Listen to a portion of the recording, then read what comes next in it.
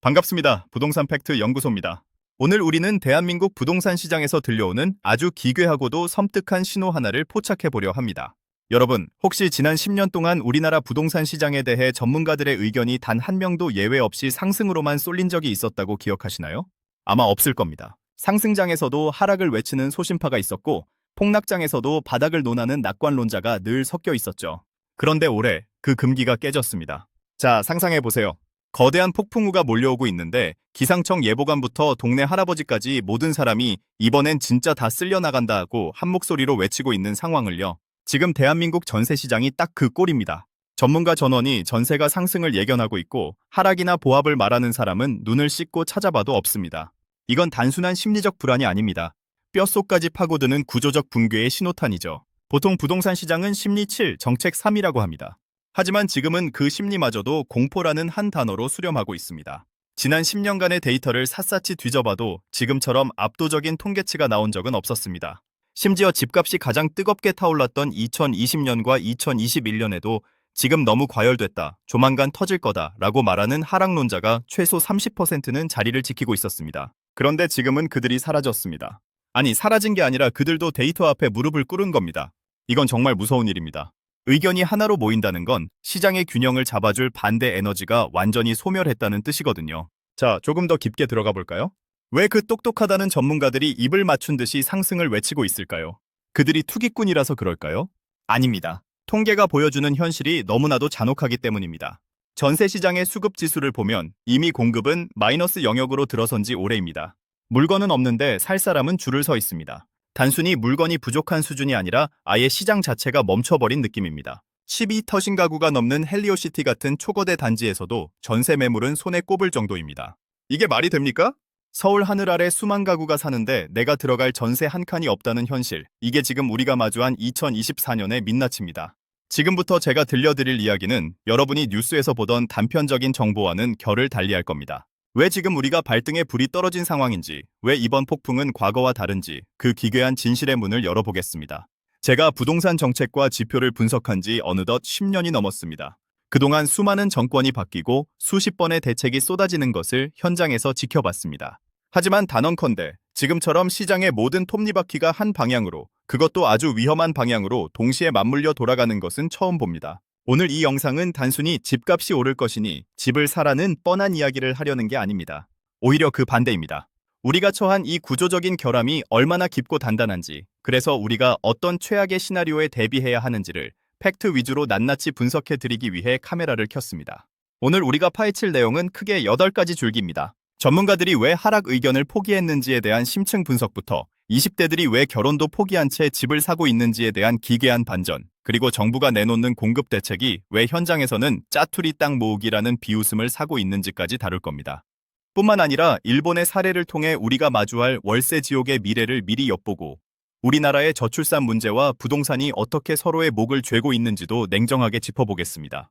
여러분, 부동산은 우리 자산의 70% 이상을 차지하는 생존의 문제입니다. 하지만 너무나 많은 분이 유튜브의 자극적인 제목이나 단편적인 기사에 휘둘려 소중한 결정을 내리고 있습니다. 오늘 부동산 팩트 연구소는 그 안개 같은 정보들 사이에서 명확한 등대 역할을 해드리고자 합니다. 이 영상이 끝날 때쯤 여러분은 지금껏 뉴스에서 보던 부동산 이야기가 얼마나 빙산의 일각이었는지 깨닫게 되실 겁니다. 자, 그럼 이제 본격적인 팩트 폭격을 시작하겠습니다. 눈을 크게 뜨고 집중해 주십시오. 이제부터 진짜 본게임 시작입니다. 자, 첫 번째 팩트 폭격부터 들어가겠습니다. 바로 전문가들의 만장일치가 주는 경고입니다. 제가 부동산 지표를 분석하면서 가장 소름 돋는 순간은 언제인 줄 아십니까? 바로 하락론자가 사라질 때입니다. 보통 시장이 과열되면 이건 거품이다 라고 외치는 사람이 있어야 정상입니다. 그런데 지금은 어떻습니까? 공식적인 보도자료나 인터뷰 어디를 봐도 전세가가 떨어질 것이라고 말하는 전문가가 단 한 명도 없습니다. 특히 전세 시장은 정말 심각합니다. 전세 물량이 1년 전보다 30% 가까이 급감했습니다. 숫자로 들으니까 감이 안 오시죠? 서울의 어떤 초거대 단지에 지금 전세 매물이 단지 전체의 2%도 안 됩니다. 이건 공급 부족이 아니라 공급 멸절 상태입니다. 집을 구하러 부동산에 가면 중개업소 소장님이 지금 전세 없어요, 있는 거라도 그냥 잡으세요 라고 말하는 게 일상이 됐습니다. 그런데 여기서 진짜 기괴한 반전이 하나 더 있습니다. 바로 20대들의 행보입니다. 통계청 자료를 보면 20대의 서울 아파트 매수량이 43개월 만에 최대치를 찍었습니다. 아니, 요즘 20대들 돈이 어디 있습니까? 취업도 힘들고 결혼은 아예 꿈도 못 꾸는 세대 아닙니까? 그런데 왜 이들이 갑자기 서울 아파트를 쓸어 담고 있을까요? 그 실체는 바로 다주택자 부모들이 자녀에게 명의를 넘기는 가드 올리기 증여입니다. 양도세 82.5%라는 무시무시한 세금을 내고 팔 빼는 차라리 자녀에게 넘겨서 1주택자로 신분을 세탁하겠다는 전략이죠. 결국 시장에 나와야 할 매물들이 증여라는 이름에 금괴 갇혀버린 겁니다. 그럼 정부는 뭘 하고 있을까요? 공급 대책을 내놓긴 하지만 그 내용을 뜯어보면 한숨부터 나옵니다. 서울 시내 유휴부지 역세권 중 절반 이상이 사업 불가능 판정을 받았습니다. 땅이 없으니 정부가 꺼낸 카드가 고작 짜투리 땅 모으기입니다. 우리가 원하는 집이 골목 끝자락에 있는 나홀로 아파트입니까? 아니잖아요. 우리는 인프라가 갖춰진 번듯한 단지를 원합니다. 하지만 재개발, 재건축은 규제라는 철옹성에 가로막혀 있습니다. 서울은 30년 넘은 노후주택이 절반인 늙은 도시가 되어가는데 새 피를 수혈할 통로는 다 막혀버린 셈입니다. 상황이 이렇다 보니 신축 아파트는 부르는 게 값이 되고 그 가격은 옆 동네 낡은 아파트의 심리까지 자극합니다. 이게 바로 서울 부동산의 악순환입니다. 여기서 잠깐 한국도 일본처럼 폭락할 거다라고 하시는 분들 지금 도쿄 집값 보세요. 폭주 중입니다. 도쿄 중심가는 역사상 최고가를 경신하고 있고 사람들은 월급의 45%를 월세로 냅니다. 우리나라도 전세가 사라지면 곧 이런 월세 지옥에 발을 들이게 될 겁니다. 가장 슬픈 팩트는 이겁니다. 내 집 없이는 아이를 낳지 않는다는 것. 공공임대 아무리 지어도 소용없습니다. 인간은 안정된 내 공간이 있어야 아이를 낳을 결심을 합니다. 임대는 내 집이 아니잖아요. 언젠가 쫓겨날 수 있다는 불안감 속에서 어떤 부모가 아이를 키우고 싶겠습니까? 청년들은 전월세를 전전하고 노인들은 집을 독점하고 있는 이 구조적 불균형.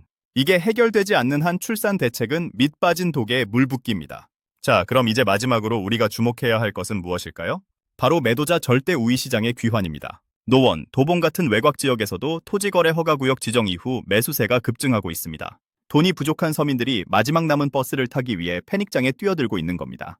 이런 시장에서 매도자들은 갑이 됩니다. 가계약금도 조금만 받고 계약 날짜를 질질 끌면서 더 높은 가격을 부르는 사람에게 집을 넘기려 하죠.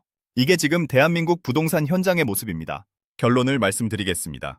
오늘 우리가 함께 살펴본 이 섬뜩한 신호들은 결코 우연이 아닙니다. 지난 10년간 누적된 정책의 오류와 공급의 실종, 그리고 비정상적인 세제 구조가 한꺼번에 터져나오는 전조 증상입니다. 조금 더 기다리면 예전처럼 떨어지겠지라는 막연한 희망 회로를 돌리기엔 지금 우리 앞의 데이터가 너무나 차갑고 냉정합니다.